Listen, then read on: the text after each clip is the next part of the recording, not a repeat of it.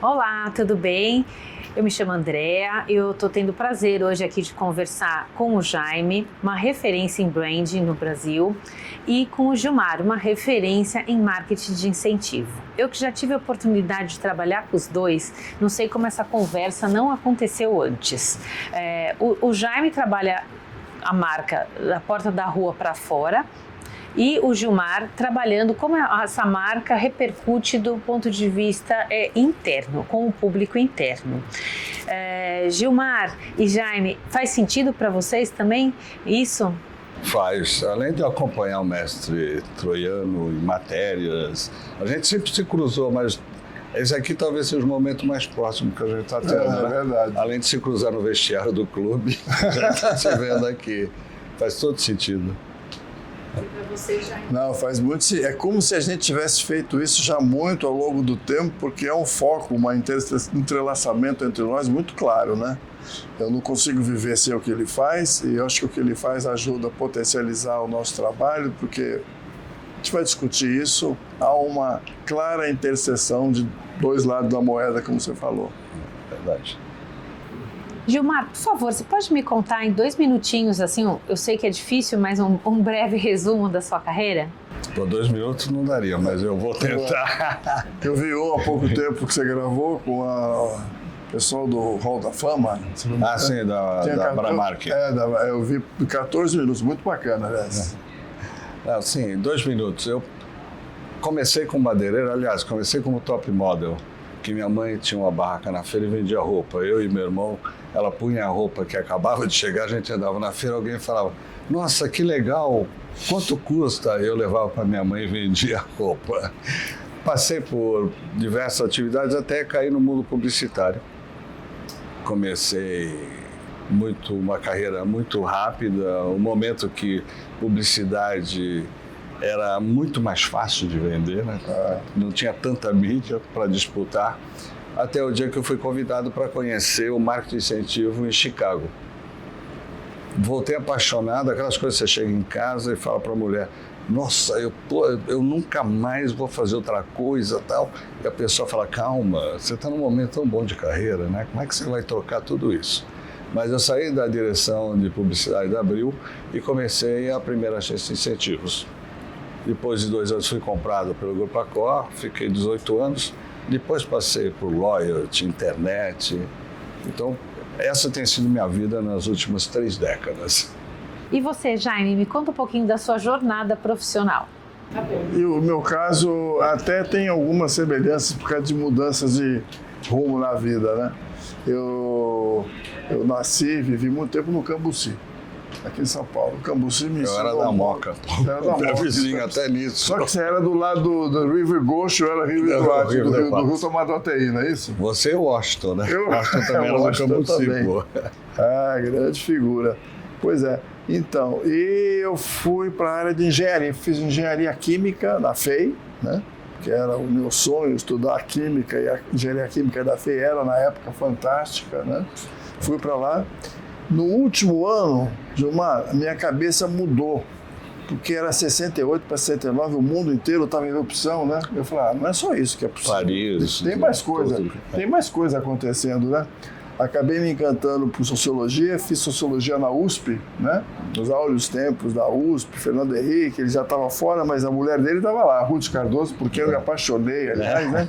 Uma grande professora, uma grande mulher, uma grande primeira-dama, né? Talvez a última... mais upgrade que a gente teve de primeira. Sem dúvida. A mais bonita era do Django, mas ela é muito mais brilhante. Exatamente. Então, esse tempo todo me ensinou alguma coisa, né? E aí eu, da FEI, fui para sociologia, da sociologia fui para a área de profissional, para a área de publicidade, onde a gente começou a se encontrar.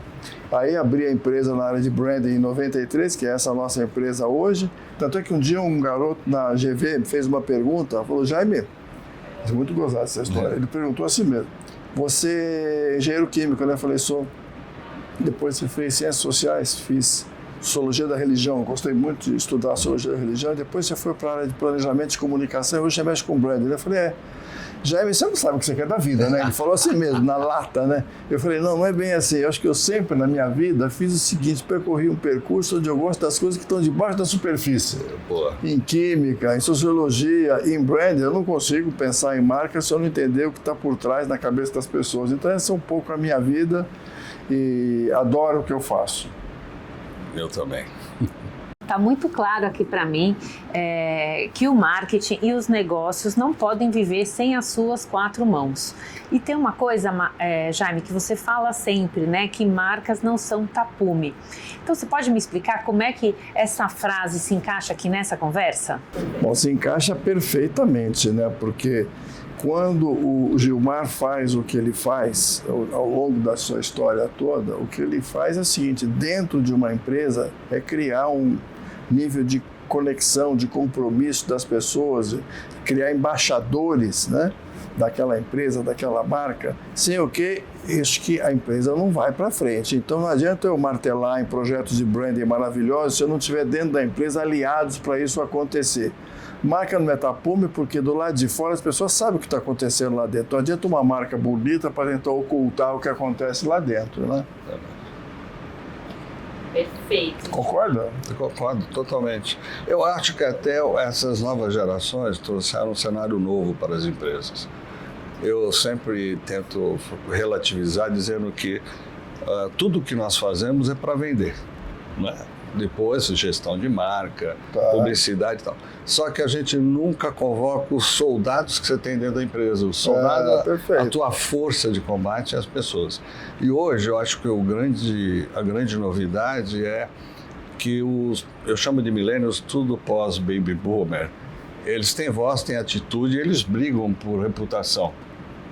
Eu tenho um filho que falou, nunca mais vou trabalhar nessa empresa porque o cara faz coisas que eu não acho legal. Então, as empresas se voltam muito pouco. E eu acho que tudo que o Jaime faz, constrói marca, e às vezes a empresa conserva isso só na diretoria, né? Se você descer 2 degraus abaixo e perguntar o que você acha desse nosso lema, do label, o cara não tem ideia do que quer dizer aquilo. Eu fui uma vez num laboratório e entrei e achei fascinante. A felicidade é a nossa moeda, o que nos move são sorrisos e tal. Quadrinhos na parede. Exato, um monte de clichês. Aí eu perguntei para a recepcionista que não era terceirizada. Eu falei, legal, o que significa aquilo? Ela falou, doutor, não sei, o pessoal pôs aí o ano passado, não tenho a menor ideia. Então, eu acho que tem que descer o andar até porque é vital você contar com a reputação interna. Olha, tem vários trabalhos em que a gente já se envolveu, que a parte mais poderosa foi identificar dentro da empresa quem são os verdadeiros embaixadores da marca, aqueles que acreditam no que a empresa faz, que são pessoas que repercutem isso da porta da rua para dentro e para fora de uma forma espontânea. Então, o que você está falando é exatamente isso. Ou a gente tem dentro nossos grandes aliados para repercutir a marca do lado de fora, para ser uma ponte de referência no mercado, ou então é muito difícil, né, você fazer da marca alguma coisa poderosa se ela não tivesse enraizamento, né? O Branson e mesmo o ex-presidente mundial da Accor falava uma coisa, cliente não vem primeiro, isso era um horror quando ele falava isso, porque ele fala, o que vem primeiro é o meu time, porque se eu não tiver funcionários de trade leais, eu não consigo fidelizar nenhum cliente. Olha, eu ouvi uma vez uma palestra do Larry Light, eu não sei naquele ano, não sei nem se está vivo, que ele era o diretor de marketing e comunicação do McDonald's. E perguntaram para ele, assim, no meio da palestra, vem cá, qual é para vocês do McDonald's o público essencial, o público-chave para vocês fazerem sucesso no mercado? Ele falou, as pessoas, cada um pensou numa coisa, qual era a ferramenta de comunicação, ele falou, é o meu funcionário. Naquela época se falava funcionário, hoje tem uma coisa de chamar de colaborador, né? Teammates. Exatamente. Ele falou, e o pessoal ficou, naquela época, faz uns 15 anos por aí, muito assustado, mas ele já estava enxergando lá na frente, né? ou começa dentro ou do lado de fora, as coisas ficam muito difíceis de acontecer. E você olhando no passado, né, tanto o Drucker como o mesmo Henry Ford falava, se você acha que um funcionário bom custa caro, imagine quando você vai perdê-lo. Então hoje o que nós pregamos é identificar, reconhecer e reter o talento. As empresas não têm uma lupa sobre isso. Ele vê um flash. Esse mês aqui o Jaime foi fantástico, o mês passado foi uma... E o que a gente procura é o cliente regular, a pessoa que tem um desempenho regular. E a gente sabe, né, o quanto as pessoas em empresas onde isso é muito bem resolvido sentem o que chamo de o peso do crachá. Né? Como pesa no peito, como aquilo é uma identidade fundamental, institucional para ela, né? Eu vejo gente aqui fora que sai para almoçar com e sem crachá, eu reparo muito. Eu já conversei com um, com o outro, e o cara que está com o crachá, ele fala com orgulho da empresa onde ele está trabalhando. O outro acho que até esconde, põe no bolso e assim por diante. Então, isso tudo... Por isso que eu acho que a gente está no mesmo negócio, Gilmar, há muito tempo, sem perceber. Está né? dando ao lado. Ao lado, né? Ao lado. Essa identificação com a marca hoje é muito mais forte que no passado. Ela é algo que fala de você, fala da empresa. A gente fez algumas vezes uma pergunta para várias pessoas em empresas que era o seguinte: onde você trabalha? Eu trabalho na empresa X. E você? Eu sou da empresa X. Às vezes uma pessoa, em vez de falar eu trabalho na, eu falo eu sou da. Eu sou da. Não é que é propriedade a empresa, a empresa é propriedade dele, mas ele sente esse sentido de pertinência, né? Exatamente, pertencimento mesmo. De pertencimento. Eu tinha uma empresa... Bom, o maior exemplo de adesão à marca é o cara que tatua Apple, Harley Davidson no corpo, né? Isso é quase que uma religião. E é interessante que os Estados Unidos é a meca do incentivo e performance improvement, que a gente chama. A KFC, durante muito tempo, ela não usava headhunter. Os funcionários atraíam novos funcionários. E ele ganhava prêmio se o cara ficasse 3 meses, aumentava o prêmio se o cara ficasse 6 meses, porque ele era o curador da carreira do cara. Ou seja, tinha uma adesão total, né? É aquilo que você falou, embaixador, né? Leal. Representa. Olha, a gente nos últimos 10 anos, a empresa tem 32, né? Agora vai fazer 32 em julho agora. Durante os últimos 10 ou 15 anos, cada vez mais não há projeto nosso que não comece dentro, né? Um dia a gente te cruza até lá dentro, você vai ver. Por quê? Porque a gente sabe que ou a gente está dentro da empresa, ouvindo e entendendo quais são as dores dessas pessoas, para que a marca possa ter uma vida saudável, ou você não vai para frente, né? Então, é muito comum depois você fazer a eleição de embaixadores, né? Pessoas que representam melhor do que as outras essa capacidade de externar o que a marca representa diante do mercado, né? Brand Insights é o que também o Gilmar faz a vida toda, desde que ele deixou de ser madeireiro, né, Gilmar? A vida toda. Porque, talvez até na época do madeireiro você já fazia isso sem saber, né, com outro nome, né? Mas é isso mesmo. Então, difícil um projeto nosso chegar a bom termo se a gente não tiver a chance de completar essa relação dentro da empresa, né? Contar para todo mundo que aquilo seguinte, descer, como você usou a expressão há pouco tempo, dos sandálios, alguns degraus. Alguns degraus, né? E a outra coisa muito bacana que a gente sente em algumas empresas e outras nem tanto, que é a história do, como é que os americanos falam? Elevator speech, né? Que é o seguinte, você está no 20º andar, aí encontra alguém de uma outra empresa no 18º andar. O que você faz? Que empresa é a sua? Rapaz, se você não tiver naquela hora essa clareza, aquilo que significa, você perde 10 andares de novos negócios, vamos dizer assim, né? É o que se chama de propósito, né? Exatamente. A razão de ser. Eu já tive clientes no Rio de Janeiro, uma marca famosa, que o cara queria falar comigo, o presidente da empresa, preocupado exatamente com o clima organizacional. Aí eu subi no elevador com 2 funcionárias reclamando do valor do ticket e do pouco horário de almoço. Aí quando eu cheguei lá em cima, eu falei, como é que você avalia a relação tua com a empresa? Ele falou, todo mundo nos adora, aqui é uma fraternidade. Então eu falei, então você precisa mudar o valor do ticket e o horário do almoço. Porque a gente não faz essa pergunta, né? Eu acho que o grande segredo, principalmente no caso de incentivo, é você reconhecer esse engajamento, essa lealdade que a gente não reconhece. E às vezes é difícil até de identificar, porque as pessoas usam álibis e frases politicamente corretas e não revelam de fato o que elas sentem. A gente usa muito aqui uma tecnologia de neurociência, que é o ZMAT, né, patenteado em Harvard e tal, que chega àquilo que a pessoa sente. A gente costuma até dizer aqui dentro o seguinte: consumidor, pessoas em geral, dizem o que pensam, mas fazem o que sentem.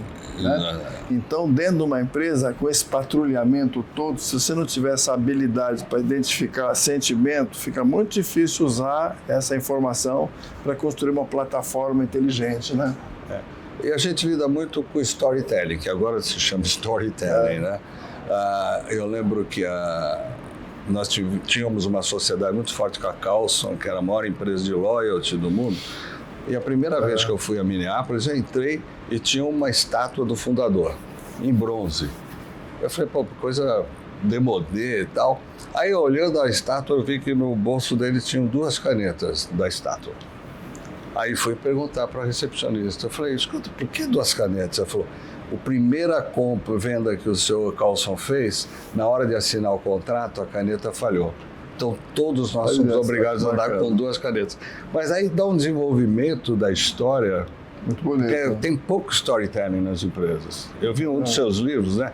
Que a origem da empresa determina a sua cultura. A gente costuma dizer, até quem inventou isso não foi eu, foi o Joey Ryman, ele falava o seguinte: origem e original são 2 palavras que têm a mesma raiz, né? Exato. Se você não obedecer a tua raiz, você não desenvolve nada que seja de fato relevante, e a gente procura sempre nos nossos projetos ter uma área de propósito aqui feita com muito cuidado, por uma metodologia que chama Rota do Sol, que é escavar o que tem dentro da empresa a partir da origem, não ficar inventando alguma coisa que se aplica de fora para dentro. Não é, eu costumo dizer assim, não é um perfume que se aplica na flor, mas é a fragrância que emana dela. É isso que você precisa descobrir. Não é fácil, mas é aquilo que dá a chave para você entender de fato o que as pessoas estão sentindo. Né? Bom, o francês tem uma frase ótima para isso, que o perfume da mulher tem de aparecer depois que ela passa, não antes que ela chegue. Mas é interessante, nós estamos num projeto para a Fórmula 1 em que o pouco aproveitamento que tem a marca de, por exemplo, patrocinar uma Fórmula 1. Então, durante um ano, você tem 25 corridas, o teu funcionário não tem a menor ideia. Você perde um caminhão de oportunidades de entrar na casa do cara e participar, afinal a tua marca está lá. E o investimento é pífio perto do que você investe no patrocínio. Isso é levado para o futebol, que demora 9 meses. As empresas não otimizam ou não dão uma esticada no resultado envolvendo o time interno. Então isso não rola, né? Então hoje é fundamental essa adesão, que é muito difícil. Você não acha que dentro das empresas a gente sempre privilegiou muito a nossa interface com a área de marketing e comunicação? Mas hoje, até pensando em tudo que você faz, eu sinto que é o que a gente também faz de alguma forma. Há outros setores da empresa, como por exemplo a área de gestão de pessoas, recursos humanos, não recursos humanos daquela forma antiga, né?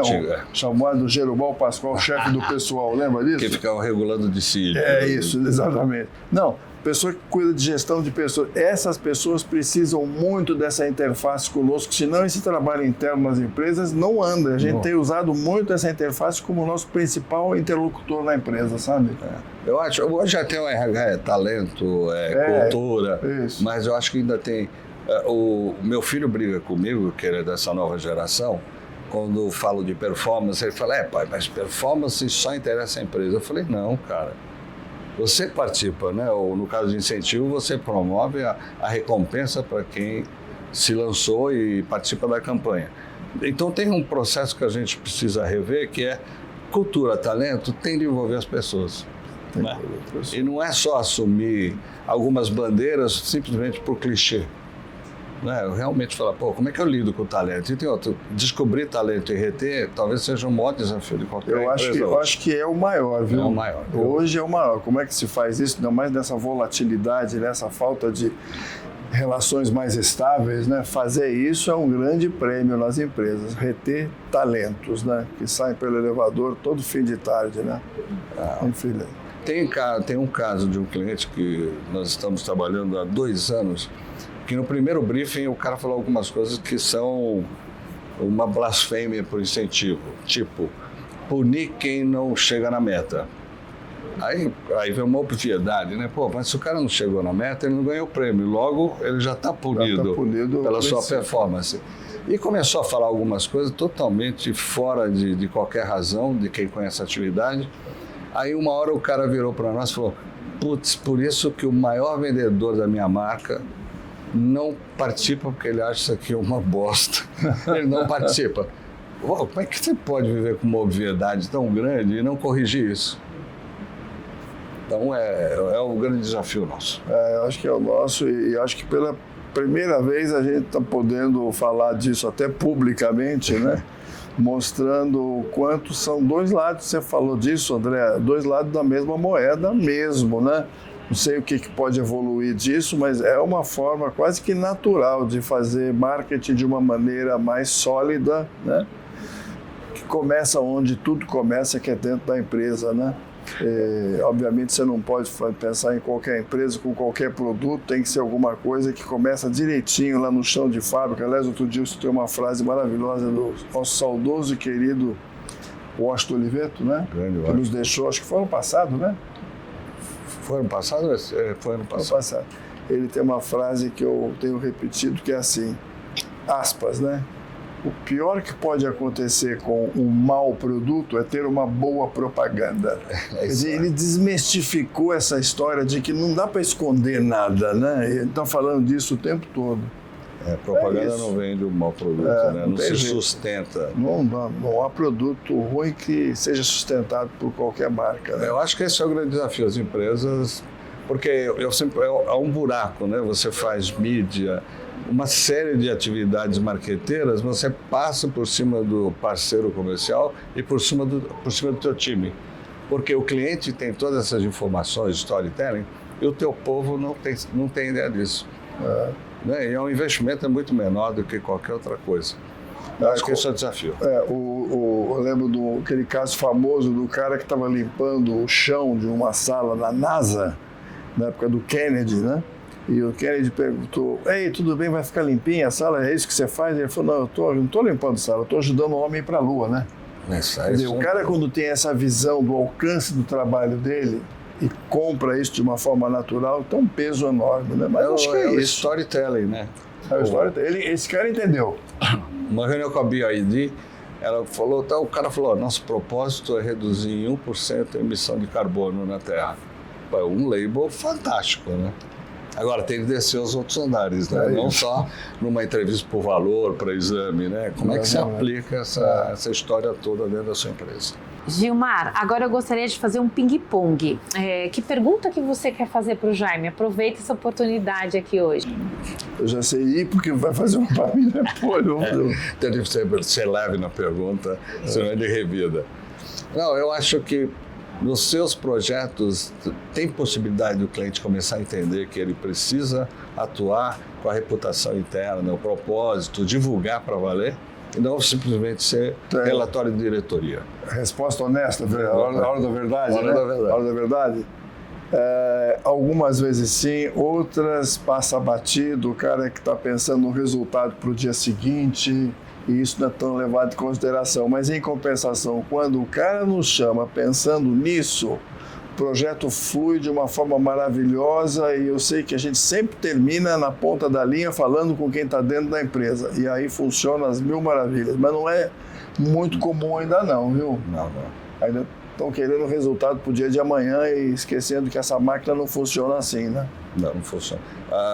Tem uma metodologia americana que é o Rookie, né? Que são os calouros e tal. Um cliente que a gente propôs agora no sábado, num evento, de criar o comitê dos rookies. Que esse cara, legal. Além de você precisar de gente jovem hoje, que olha de uma maneira diferente, eles trazem uma visão totalmente de onde que está o caminho, como é que é o público interno, até porque eles têm menos barreiras para falar. Antigamente, café com o presidente, todo mundo fala, nossa, doutor, a empresa é fantástica.